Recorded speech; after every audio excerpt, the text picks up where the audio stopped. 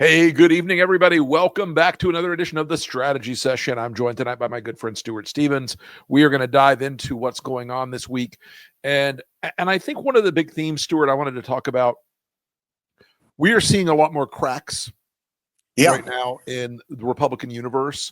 A lot of the people that supported Pete Hegseth for Secretary of Defense are now after him on the boat, the war crime strikes. A lot of people that supported RFK, including our buddy Bill Cassidy, are now saying, what?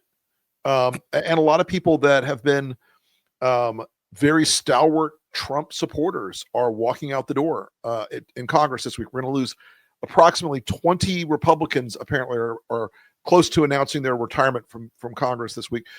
I want to talk first about the war crimes problem that we're facing here. And, you and I both come out of Bush world, both Bushes, and there were things that happened during the war on terror that nobody was proud of.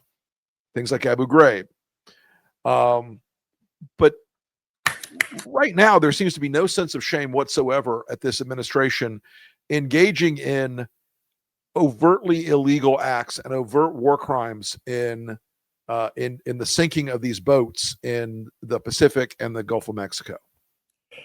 Yeah, I thought George Will had a line for the ages when he said that Pete Hegseth seems to have committed a war crime without having a war, which is a sort of unique talent there that would be that sort of suits Hegseth's incompetence. If you go back, there's this book everybody should read called Everything Trump Touches Dies. And, this is all playing out. I swear to God, Rick, I don't want to embarrass you here, but I was rereading some of that this weekend. Right. And it is extraordinary. I think that book and the piece that was written by Adam Sewers at Cruelty is the Point. Yeah.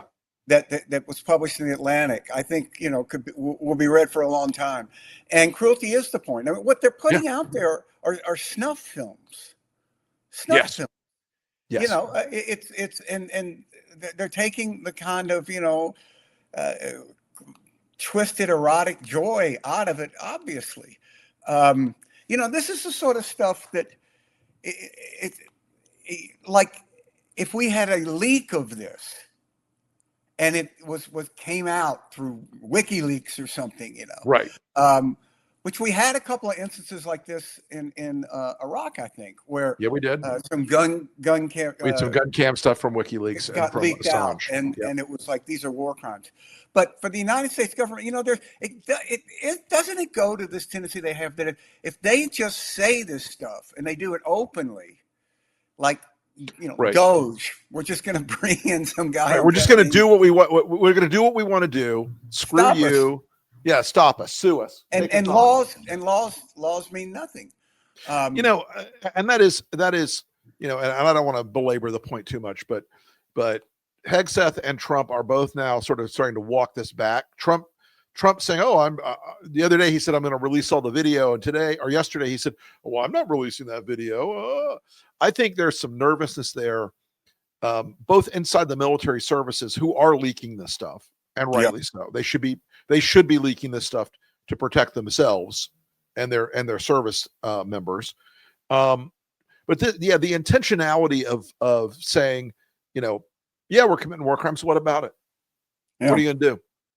It also fits in my mind with what's happening in Europe this week, where the new national security strategy of the United States was the most explicitly pro-Russia document that's ever been written in this country, not issued by the Communist Party USA. It really is extraordinary. But then in a way, so step back from it. We said, okay, what if Russians helped elect a president? Right. What would happen? What would he do after that? What would he do down the line to show his appreciation? And I tell you, man, you and I did a lot of stuff for the Republican Party, but we never woke up in the morning working on the same side as the fucking Russians. Yeah, I never had that problem. I mean, I think the only one of us who ever did was Paul Manafort, and he was not really one of us, But that idea is just, it's nuts. And Go ahead. Sorry. No. I mean, and what's sort of fascinating about it is it runs counter to public opinion. Deeply. When you got 80% of Americans who say we should be on the side of Ukraine and 80% of Americans who say Putin is to blame for this war, and you've got Donald Trump and Jared Kushner, the bag man, and Steve Witkoff all doing these deals, sitting with Putin. If Obama was doing the same thing, the Republicans would be calling for Witkoff to be arrested when he stepped off the plane and sent to prison for espionage. Yeah. Because Witkoff's in these meetings, and we now have the transcripts, and not just transcripts, we have the tapes from European intelligence services, where Witkoff says, let me tell you how to keep Trump on your side. Let me help you keep Trump anti-Ukraine. Let me show you what to say to him to manipulate Trump. If someone who working for Barack Obama said that, or somebody working for Hillary Clinton said that, or somebody working for any Democratic president in the history of ever, they would burn the city of DC to the ground. Yeah, I mean, I don't understand why, if you were prosecuting Witkoff for espionage or treason, whatever, why that wouldn't be your first thing that you put in front of the jury. Ladies 100%. And gentlemen of the jury, it is not only does he favor them, he is actively trying to coach them in how to work against American interest. If you or I went to Russia and said, hey, we're going to help you improve your image. Here's some ads we're going to make for you. Here's some speeches we're going to write for you. Here's some ways to sell this war that you're conducting against the Ukrainian people. I mean, that so it is unimaginable. So Rick, I mean, where's Roger Wicker? Where's Jay? Where's John Thune? Where's John Cornyn on this? Where's Lindsey Graham?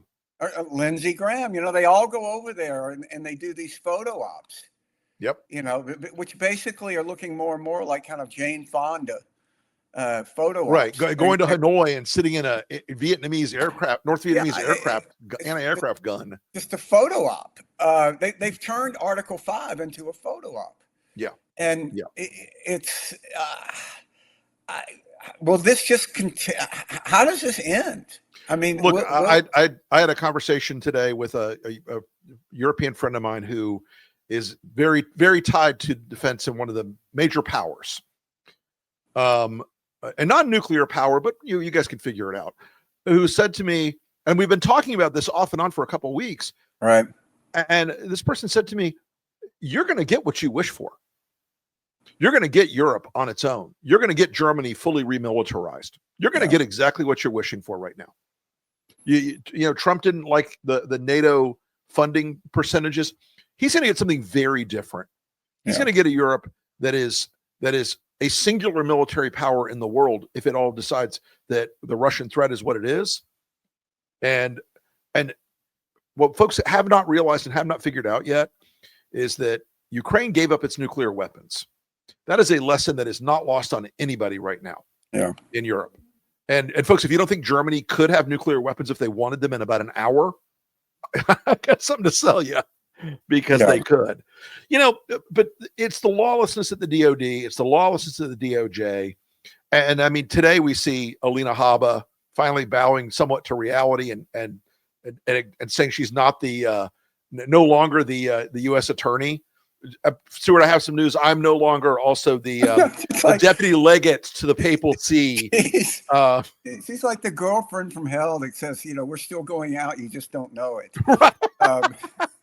It's like, no, we're not. Stay away from my pet rabbit.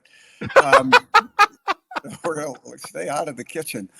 Rick, this is why I wrote a piece, and I find I was going to bring that up actually. Yeah.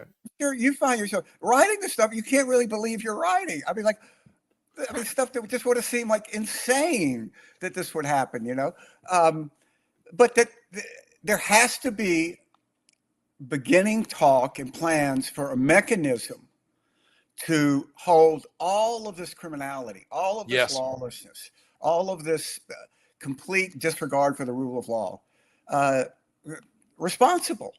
And so Trump can pardon people, but that's only for federal crimes. Right. That leaves, ICE is a lot of civil exposure there for Lindsey Halligan and Alina Habba. Well, and ICE You Yep. know, there's not a state in the union where it's legal to do kidnapping, assault, and human trafficking, which is what they're doing everywhere they go. Yep. And you have, and what would be is so essential that they go after the whole chain of command. So it's Stephen Yes. Miller, it's Kristi Noem, Tom Holman. Don't go just after these rogue agents, because in some way they're not rogue. They're doing what they're being told. I would dispute that they're rogue anymore. I Yeah. think those people are Right. the centerpiece of a deliberate and consistent set of policies. And I think you're right. I mean, you have to go after Elon Musk for engineering an illegal, massive data theft from the American people, which is illegal in every state. Illegal in 50 states. Yeah. And as people that once went through dealing with a data leak, we know this, folks. We had to deal with 50 states on a data leak one time. This is not trivial. This is not playtime for these people. I mean, Stephen Miller, who is the guy really issuing the orders for the Department of Homeland Security. And he's been issuing orders that demand that they ignore the court orders that have been imposed on them. Pete Hegseth, obviously, there's a sweeping amount of criminality going on in Hegseth world. So yeah, I think your piece was right on the point, because we have to start imagining a world past Trump and past this moment. But if these people are not held to account, if we Merrick Garland this problem, yeah, I think we have something much worse in our future if we Merrick Garland this. And one of the things the Democratic Party, I should have put this in this piece. I was thinking about it later. Democratic Party has to get over being accused of partisanship, because this is not going to be a bipartisan effort, because no one in the Republican Party who has any future or cares about their future is going to support any of this. No. So, and that madness of Democrats saying, well, we don't want to seem like we're doing the bad things just like they are. You got to stop that, guys. You got to stop that. It is a fundamental. It is the Merrick Garland mistake. And I think these state attorney generals are going to play such a key role in it. And I could envision something like they did for the tobacco tort, when you had consortiums of these states coming together and these attorneys and prosecuting. I wish now California, Illinois, whatever state, name a state, go and arrest some of these agents. Yeah. Take it to court. Yeah. Are you going to win? Probably not. But is it important to do it? Yeah. I think in some of these states where federal judges have made contempt rulings on these DHS people, like Bovino, and said, you will do the following things, and then DHS turns around and goes, no, we won't. F you. I think that's a real problem, and I think it's something that we have to see addressed. I think you need to snatch a few of these fuckers off the street in the same way they snatch Americans and people who are here either for asylum or immigration purposes. The way they've treated folks is the way they need to be treated. Yeah. And if they say suddenly like, oh, this is outrageous and unconstitutional, but it was okay when you were doing it to American citizens. Gotcha. This myth that somehow, because they're law enforcement, they're not bound by law. I mean, did anybody not ever see Serpico? I mean, right? Did you not see what happened to the, horrible, to the tragedies that you have police misconduct and they're held responsible? I mean, that's just routinely in Mississippi. There's a horrible instance of basically a gang of police officers in Rankin County near my hometown that for years have been running this shakedown operation, torturing prisoners, stealing drugs. Right. Stuff happens. And doing all the asset seizure, asset forfeiture stuff as a con, not as a criminal enforcement thing. But I mean, Stuart, a lot of these people are about to start turning over in the White House. And I'm curious, How do you see this? Because, Patel was on a short leash. Hegseth is on a short leash. Susie Wiles is eyeing the exits right now. And so I'm curious how you think this is going to turn in the coming days and weeks of does MAGA feel less certain, or do they feel like they're going to get their act back together with Trump taking command of the White House again?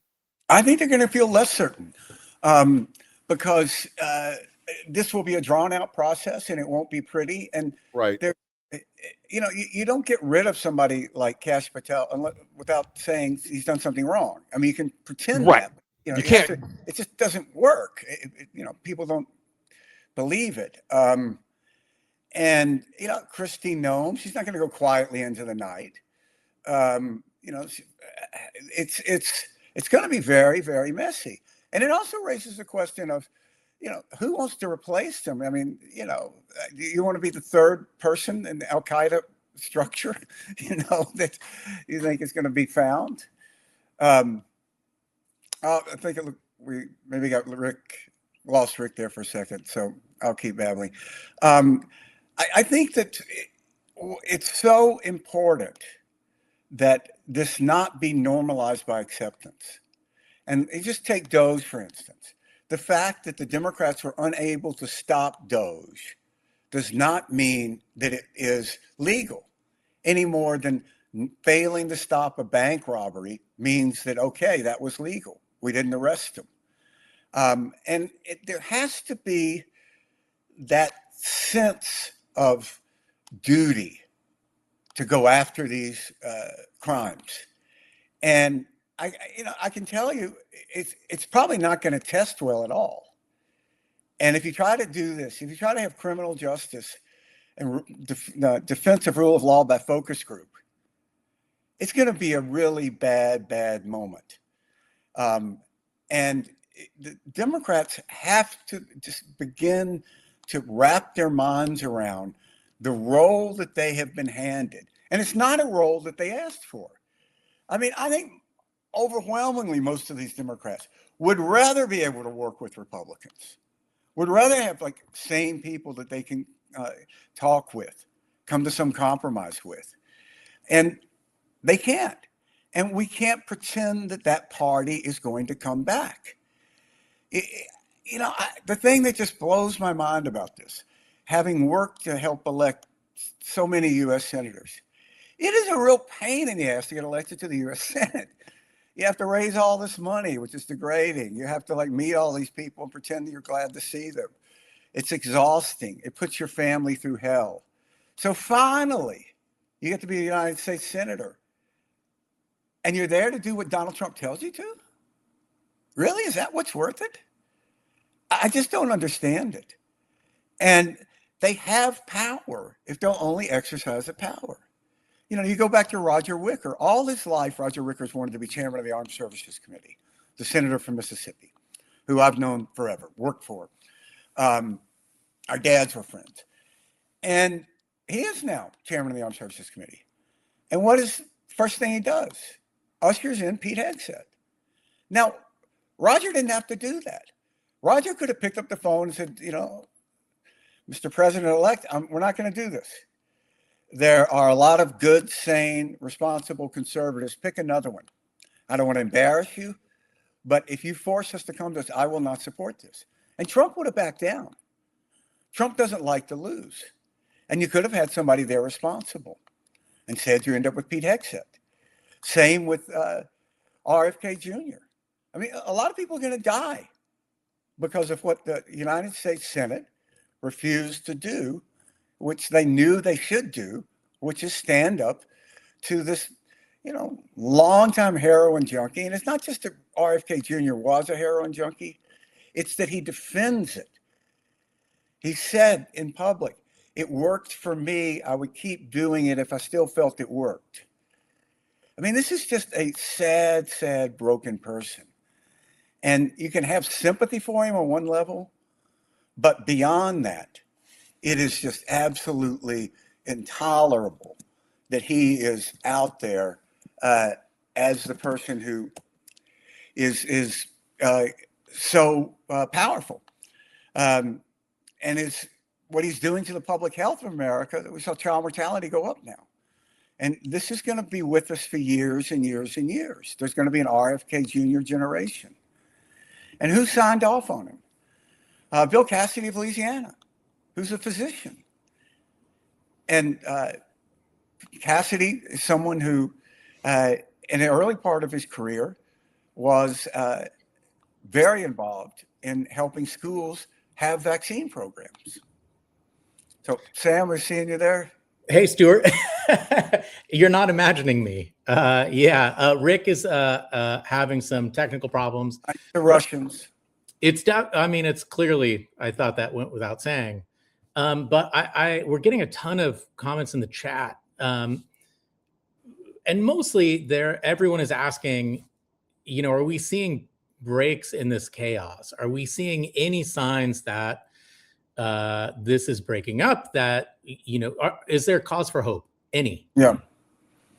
Look, I think if you look at someone like Marjorie Taylor Greene, sure. I mean, I find her very unsympathetic because she sat there and cheered when Donald Trump went after these innocent election workers, when he went after families of judges, when went after Nikki Haley's husband because he's deployed and was not able to campaign with her. And she didn't say boo. But now that he's gone after her, all of a sudden. But still, I mean, look, just for what it's worth, we don't ever talk about this. We get death threats all the time in the Lincoln Project. Right. And in fact, after the 2020 election, the only political organization in America that Trump tried to get his attorney general to shut down was the Lincoln Project. Right. So it's like, I'm not unsympathetic. It's not a great time to get these things, but what she's saying now, that I thought particularly her comment that she feels for Donald Trump on some human level because this sort of world that he lives in of anger and misery and retribution is such a terrible place to live. I think that's very true. Right. Now, and she should know. She lived there for a decade. I mean, this is the life that she had. Mm-hmm. She's a spoiled rich kid. But maybe we have to meet people where they are. Maybe we have to be willing to we do. We have to be willing to forgive. I look at Congressman Bacon from Indiana, right, who has been extraordinarily positive now. What he's saying, defending Ukraine. And going after Trump, and one of the few to use his names. So the question is, why did you support Donald Trump in 2 elections? Right. Now, Trump wasn't his first choice for the Republican nomination, but he supported him once he was the nominee. And you don't have to do that. Let's just remember that. It wasn't what Liz Cheney did. It wasn't what Adam Kinzinger did. It wasn't what Mitt Romney did. You don't have to do that. And it's not what you did, Stuart. I mean, if you told me in 2000 that I would be doing a show with Stuart Stevens, who was backing George W. Bush, my sort of post-college liberal brain would have exploded, but you have stood by your principles and you've called yourself out on this. Yeah. I mean, I've said this before, I say this again, everybody should take a moment and find George Bush's acceptance speech, the text of it, or you can go to the video if you want. He's not a great speech giver, but you can see it. At the 2000 Republican convention, the speech that he gave that Michael Gershon wrote. Mm-hmm. And that reads like an artifact from a lost civilization. Yes. It's like stumbling across something like the Mayans discussing human sacrifice, It's all about forgiveness and grace and humility and service. Yep. And, that guy couldn't get 5% in the Republican primary now. Yeah, look what happened to his son. Yeah, or to his nephew, rather, in Texas. His nephew, who blown out. Had the worst of both, tried to kind of throw the family under the bus, and then, he's the worst of both. That world doesn't exist anymore. Right.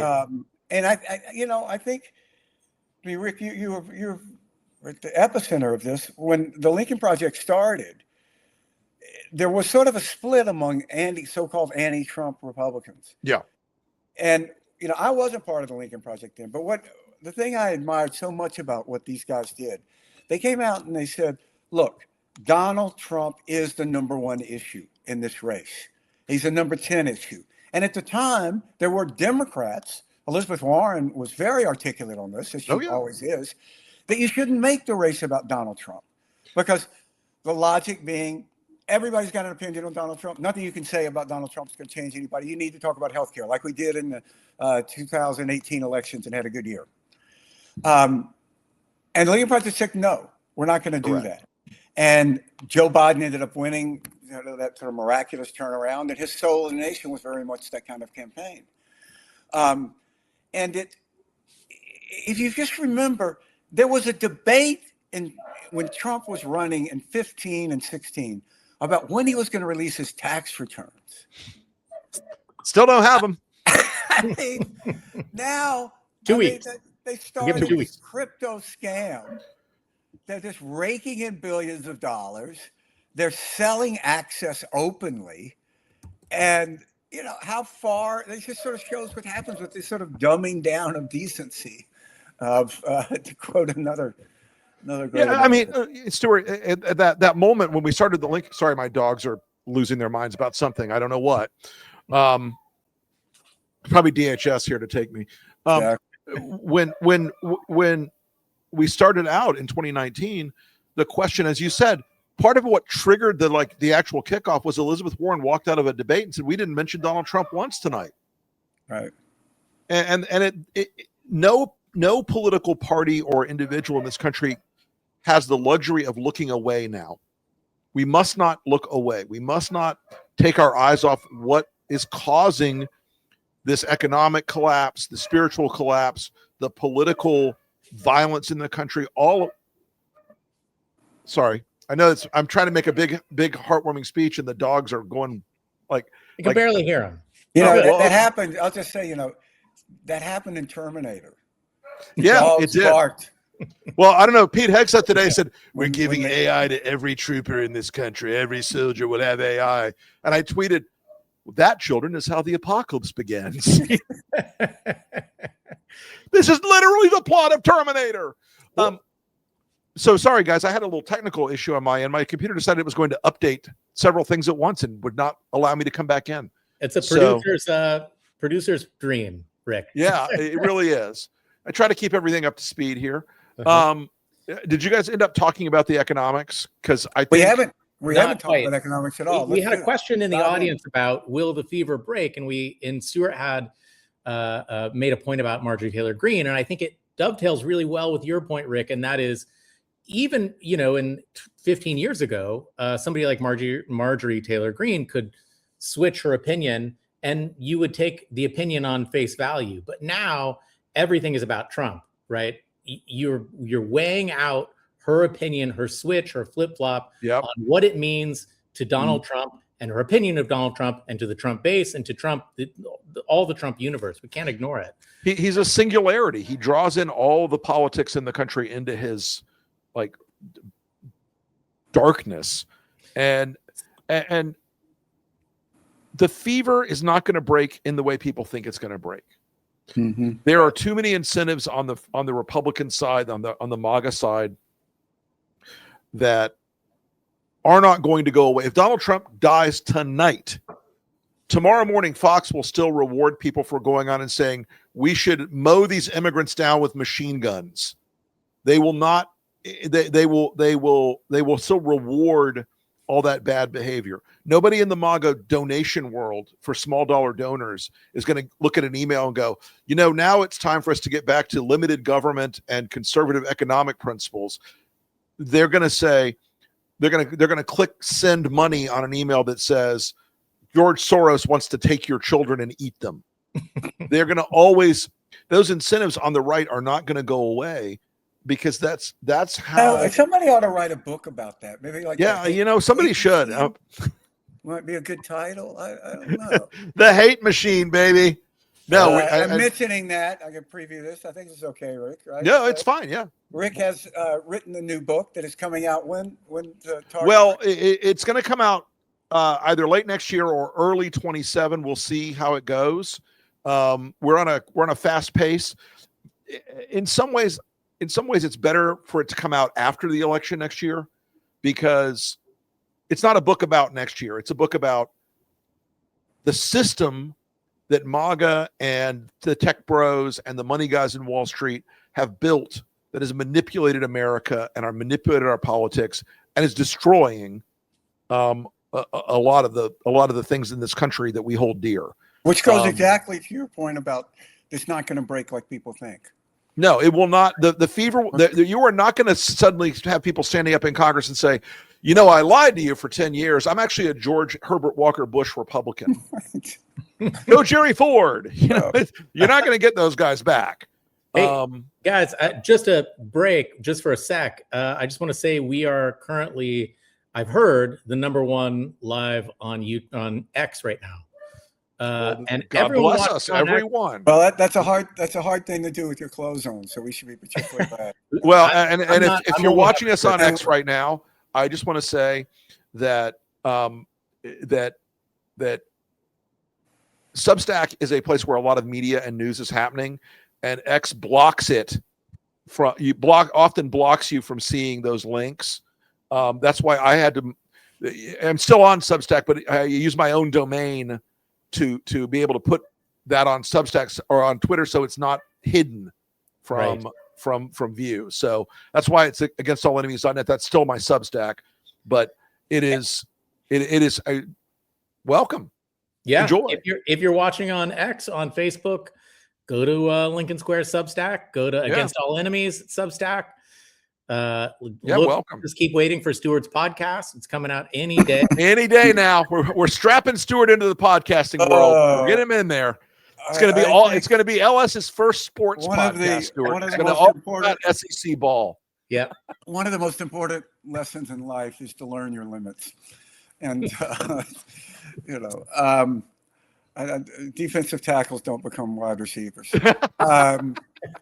But let me just say one thing on this idea of what about hope or grace or whatever. That sort of look at the last election; it was extraordinarily hopeful. Yeah. And so there was this popular theory, which Rick and I talked about it the day after the election. What utter bullshit it was that the 24 election was a realignment election, because all of a sudden, instead of having only 93% of African Americans voting against Republicans, only 87% did. Instead of having 65% of Hispanics voting against them, only like 55 did. But it was so clear that Trump coalition, was unsustainable, because if you erected the largest paramilitary force in the country, a budget larger than the militaries of all but 2 countries, you hired a bunch of Proud Boys, put them in masks, gave them automatic weapons, and said, "Go chase brown people through Brentwood." Right. This was not going to be something that was received well by people who were Hispanic or people that had family members or just basic decency.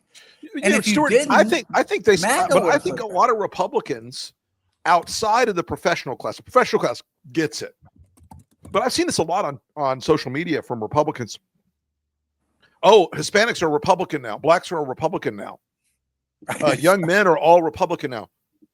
Y'all have not been paying attention to the numbers, because that is not that coalition. He rented it. He didn't buy it. Yeah. And, I think looking at these numbers of how the Democratic Party is rated, I think is a very, is an increasingly meaningless kind of stat, because I don't think anybody likes any party. And but the interesting thing in that, Stuart, that I think is important is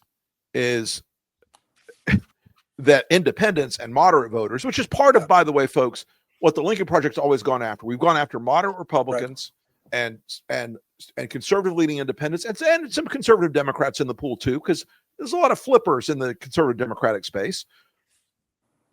Those people now, they are against Donald Trump on every single issue by about 2.5 to 1. Right. Immigration, the economy, everything. And they're not, those people are gettable in this election cycle, but it is not going to be an election about hope and love and justice and sweetness and light. It is going to be a referendum. I wrote a big piece about this today, that the meteor is coming, and the MAGA dinosaurs are looking up at the sky going, it's not going to hit me. And suddenly it's dark and cold. There's a potential, if, and I say this with the big inshallah, if Democrats will not talk about the things they want to talk about and talk about what voters want to talk about, which is a combination of the economic messages you all understand, and also contextualizing Trump, not about your issues, but about this is crazy and he's hurting you and we're going to fix it. They have a chance to make this an extinction level realignment election that is a actual realignment election. Right. And not a sort of love tap. And if you look at these two governor's races, New Jersey and Virginia, where the Democrat did extraordinarily well. I mean, New Jersey, I work for Chris Christie. That's not a really super liberal state, despite its sort of contrast. They elected, anti-abortion conservative Chris Christie. Right. Noted right-winger Chris Christie. Those candidates didn't win because they were saying vote for the Democratic Party. They won because they were talking about stuff that mattered to people. Yep. And that's good for the Democratic Party because they then get elected. It's like you can't talk your way out of this. You can't say, it's like a comedian getting on stage saying, I'm funny. Laugh. No, you can't. Right. I mean, you're exactly right, because you look at Cheryl and she's talking about affordability. She's talking about electricity prices in New Jersey, which have gone like doubled in 3 years. She's talking about how expensive it is for people in New Jersey to commute and get anywhere, how expensive things are for their families, how hard it is to buy a house. And in Virginia, you've got Abigail Spanberger, who's going around the state talking about, in Southwest Virginia, talking about how tariffs are hurting farm communities. Mm-hmm. In Northern Virginia, talking about how Doge ripped the heart out of the economy of the state by firing 150,000 people for no reason. And so, that folks, they were talking to people about what they wanted to hear, the economic cluster of issues. I wrote about this today. Depending on the poll you use, there's always a thing in polling, folks, called the most important problem. It's a panel of questions. Right now, the economic most important problem cluster, which is jobs, inflation, affordability, that all those things together range between 25 and 45% of the vote. The stuff Democrats desperately want to talk about, prescription drug coverage, abortion, LGBT, gun control, climate change, healthcare, are all single digits. Add them all up and they get to about 4 or 5. The voters are telling you what they need to hear, and Trump is making it easy. He is teeing this up. Again, there's a reason why we don't get economic statistics anymore. It's not because they're good. Voters feel it, they know it, they sense it. Yeah. Stuart, it's like after Katrina. We could not spin our way out of high gas prices, an unpopular war, and a disaster that was handled badly. Yeah. There was no way to spin that congressional, and of course Karl Rove saying we're going to cut Social Security. That was a brilliant strategic move on Karl's part, just top notch. In 2006, you couldn't tell voters no, gas is less expensive, it's fine. You couldn't tell voters the war is over. It was a lie. All that was a lie. And so I think that we've got I think Trump is handing us this by keeping up this pretense that, the economy is great. It's A++++, as he said today.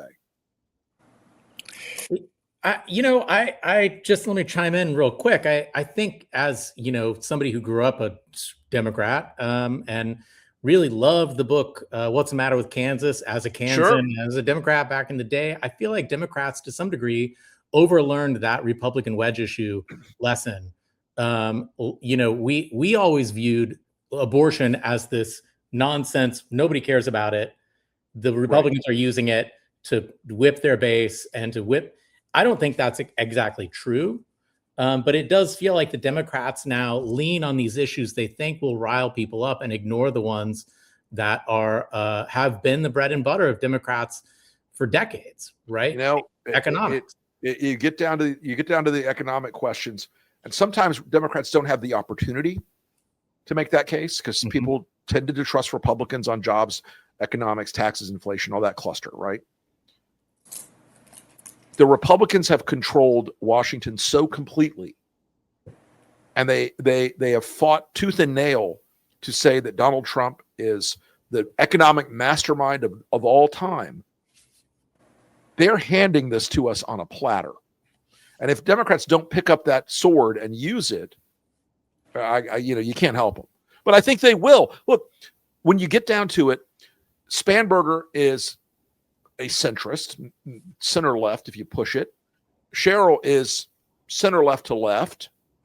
Mamdani is a raging progressive.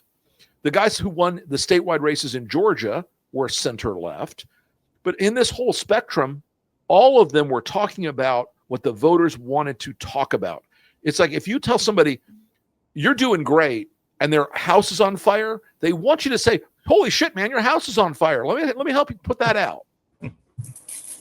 Yeah, the Democrats spend a lot of time telling their voters why they're wrong. You know? Well, one thing you can't motivate people to vote when you look at it like you're trying to convince people jury duty is important. It has to be something that's passionate and fun. Right. And sweeps up. Obama did this brilliantly in his first race. Yep. Clinton, by the end of his race, by the fall of '92, was doing it. And it, going on Arsenio Hall and playing a saxophone. I can remember all these Republicans said, this is unpresidential. No one's going to like it. And by the end, I mean, George Bush would have played it like a drag queen show or something. They would have done anything. It was like, okay, whatever. But it has to be that sense that they're of a movement, that there are a lot of us, that there's something big at stake here, and that you're winning, because people are drawn to winners. There's actually statistical evidence of this that absolutely that people tend to support candidates, which is, Donald Trump is the ultimate Norman Vincent Peale power positive thinking. Think it till you make it, baby. Yeah, and you can use that against him. Like in this moment Rick was just talking about, where he says the economy's A++++, because he can't say anything else. Right. He's and the problem for all these elected Republicans, especially folks, you've got these vulnerable, let's call them 25, 26 Republicans in these relatively vulnerable seats. Every single one of those people has voted with Trump. Most of them voted with Trump 100% of the time. The real rebels, according to a recent Reuters presentation they did on these people, the real rebels voted with Trump 97% of the time. Right. You can't make an argument that any of them has an independent thought in their pointy little heads. They do not. They are all going to play the game of, well, I can get through the primary and then I can ease like a tiny little bit of daylight between me and Trump. Like, I wish he wouldn't tweet like that, or some bullshit. Folks, it's not going to work. And the reason all these Republicans are resigning or trying to go run for some other office is because they know it. Why do you think Elise Stefanik is stabbing Mike Johnson in the front? It's because she needs to go back. She's gone back to New York to run for governor, and she can't win in that state. Well, she can't win in that state anyway, but she can't win if she's the Trump candidate. That's a brand, that's a flavor that tastes bad to a lot of voters now. If Elise Stefanik had stayed the Elise Stefanik that she was, that we knew, she worked for me for a while. We worked on her. We kind of helped convince her she could win that race. She was very much a Bush centrist. Oh yeah. That person could get elected governor potentially. I mean, sure. Pataki was that. Pataki. But now she's gone and poisoned herself. This Faustian bargain. And when people forget, Mephistopheles not only takes your soul, he doesn't deliver. He cheats. Right. And she's, it's you, and you can't undo this stuff. No. No, Yeah. and that's part of the thing about the world we live in today is the stuff's on video. It's there. What she said about Trump, he's the greatest president of all time. I mean, I spent about 10 minutes looking into it the other day, and I could write, just from about 4 or 5 different YouTube clips I found of her talking about Trump, I could write 100 ads. Stuart, you could write 100 ads about that. And there's no argument you can make in New York that what New York voters are crying out for is more Donald Trump. No, I spoke to Antonio Delgado, who's the lieutenant governor. Yeah. He's primarying Hochul, and he was like, "Look, Hochul is my competitor. Stefanik, I really want to run against Stefanik." And that's just the facts. She's weakened. Well, in a terrible spot. And the other thing is, I don't think we've all. I don't think the professional media class and the political class have calculated this in yet. Trump's decline is starting to dissolve that glue that held the Republican base together. He turned out those low propensity voters who didn't know anything except, I like Donald Trump. I like to go to the rallies and watch him do the dance. Those people are going to go away. They're not going to wake up in the morning and go, man, I can't wait to go vote for young Kim in California or whoever. Let me just, to put a point on that, let me just run this over 100 times the number of healthcare records shared by. As I've said, and I'll say again, we've only just begun striking. It's the reason why we're involved in this whole Ukraine-Russia conflict. That's not our war. It's not the president's war. A week in that war that have died in the entirety of the U.S.'s involvement in Afghanistan or Iraq. Just think about that, how bloody and destructive it is. As any leader would want, you want to own that responsibility. So I said, I'm going to be the one to make the call after getting all the information and make sure it's the right strike. Not a lot of dancing going on. Guys tuckered out. Yeah. Times. Yeah, and he's melting. He's melting, and the people who are so charged up, who wants to show up for that guy? Well, and I think the other thing that's about to start happening more openly, and Vance is starting to play the game a little bit more, Rubio, all these other wannabes. They all know that this guy, I mean, they can look at him, they can see it, they can smell it, they know it's in the room. Donald Trump is sick. We don't know what it is. He's covering it up, whatever it is. He is not well, and he is declining. The guy sleeping in the cabinet meeting is not the old feral Donald Trump who was always looking around the room in the past to see who was, following the Saddam rule. You know what the Saddam rule is, guys? Don't be the first guy to stop clapping when the dear leader speaks. Now he can hardly keep his eyes open. He shuffles on and off the helicopter. I don't know if that rally has started yet. The one at Mount Airy Lodge tonight, which, by the way, folks, if you go back and look up Mount Airy Lodge commercials from the 80s, they are some fine television viewing. They are hilarious. It was the kind of place that had like heart-shaped bathtubs and champagne glass bathtubs. It was like a hookup place. But Trump going there to do an economic pitch cracks me up. And Susie Wiles, is saying he's going to go out and do dozens or hundreds of these rallies in these swing districts. Please do. Please, I beg of you. If you're a Democrat, you should want Donald Trump to come and campaign for your opponent.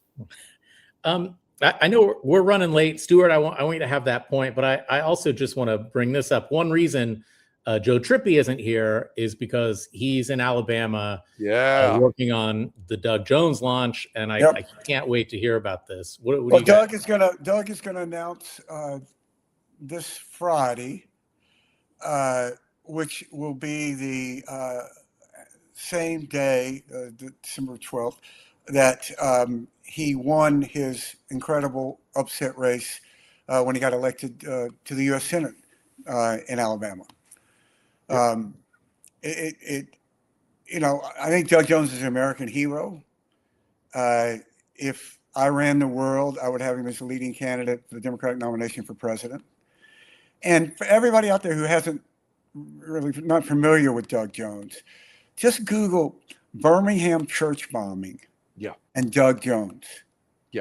and it'll tell you everything you need to know about his Yep. character and his dedication, because he, many years later, brought the monsters who blew up a Sunday school. Yep. I think killed six I think, little yeah. girls. It's not talked about much, but Condi Rice was in that Sunday school class. She just didn't go that day. Yeah. And Well, it was shortly after that her family moved to Denver.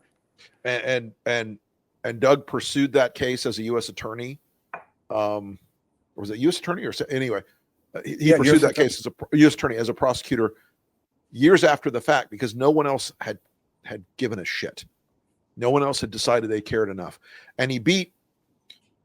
He beat a state that was slow rolling and slow walking. They're like, oh, that's all in the past. Don't worry. No, it was not, and should not have been. And then he went and ran for U.S. Senate against Donald Trump and Steve Bannon's very favorite local pedophile, who was a creepy guy who said that he would like to date 13 and 14-year-old girls. And we played a little outside super PAC business in that race, I'm proud to say. And folks, there's a great illusion about Alabama and Mississippi and Louisiana, is that they are such red states you can't possibly win. Actually, you can.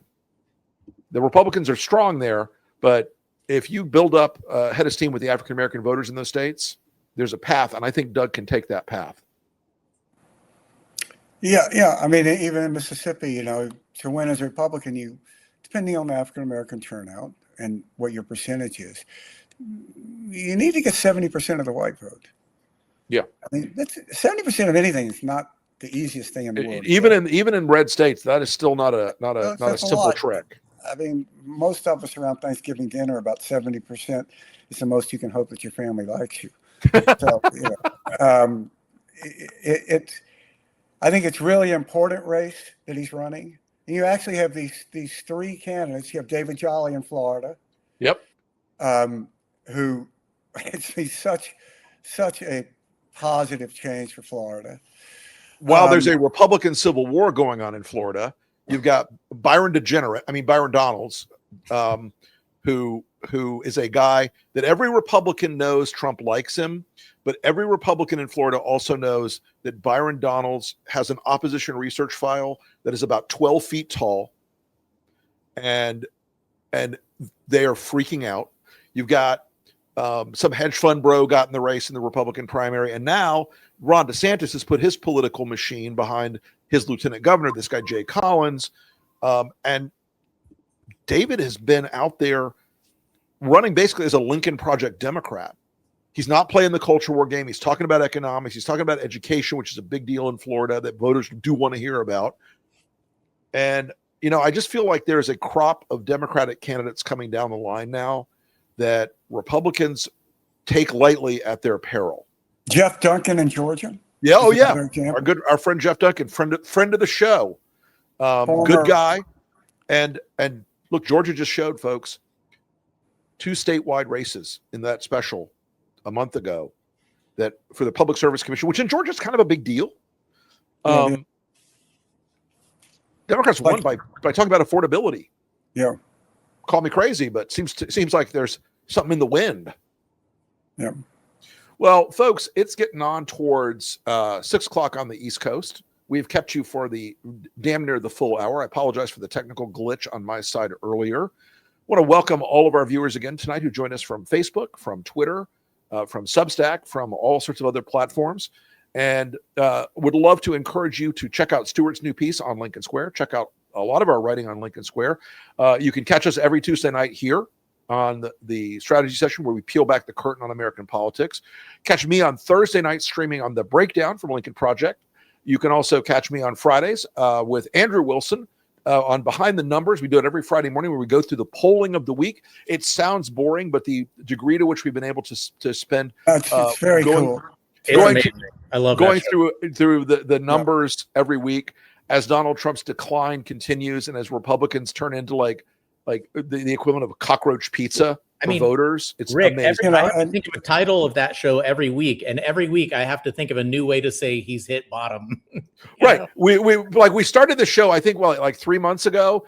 And every week it's been like, and Trump goes down another 2 points. It's just crazy. And people who are not familiar with Andrew Wilson, it's just, it's inevitable that there will be a trivia question in years to come. Do you know who Andrew Wilson's father is? And people go, really? Most likely true. He's incredibly impressive guy with almost like he grew up with somebody who knew a lot about politics. Could be. His skill for politics is really. I started him young, stealing yard signs, so he knows the business. There you go. Man, I want to get him for so many more shows. I am on him. Well, you know what? Well, we're going to do 30. We're going to do 26 and 26, folks. The new series we're going to be bringing out, where we're going to interview challenger candidates in the 26 most important congressional and some Senate races too, in that are coming up this year, because we want the folks in the Lincoln Square audience, the Lincoln Project audience, to really know who these people are. I want you to get a bigger picture, a more rounded picture of these candidates, because a lot of them have fascinating stories to tell. A lot of them are candidates who are running for the right reasons. They're running because they came out of an ordinary life, because the politics is so stuck and broken and wrong, and they don't want to see their communities left behind anymore. They don't want to see people hurt anymore by what's been going on in the last year, and then the 4 years of Trump prior. And there are a lot of really interesting pieces of news that are going to come out of these interviews. I think we're very excited. We're taping the first one this weekend, and so that'll be coming out soon. Andrew's going to play a part in that, because he can tell you things like, well, of course there are 74,000 65-year-old Catholics in this guy's district. Of course you can. Of course you can. So yeah. Speaking of candidates, just one more plug. Bobby Jones Anchor Watch tonight at 7. He has Fred Wellman on, who is no stranger to the Lincoln Project audience. We've got at least 2 people running in races who are Lincoln Project alumni this year. I think it's 3 now. Our old buddy from Zelda is running in the 12th in New York, as well as George Conway running in the 12th in New York. So, but yeah, we're excited to bring you these stories, folks, and we bring a lot of content every week. We do a lot of posting to sort of build up this alternative media structure that we think is very valuable, and that folks have been honoring us with their trust and their faith in what we're doing here at Lincoln Square. So really appreciate all of you.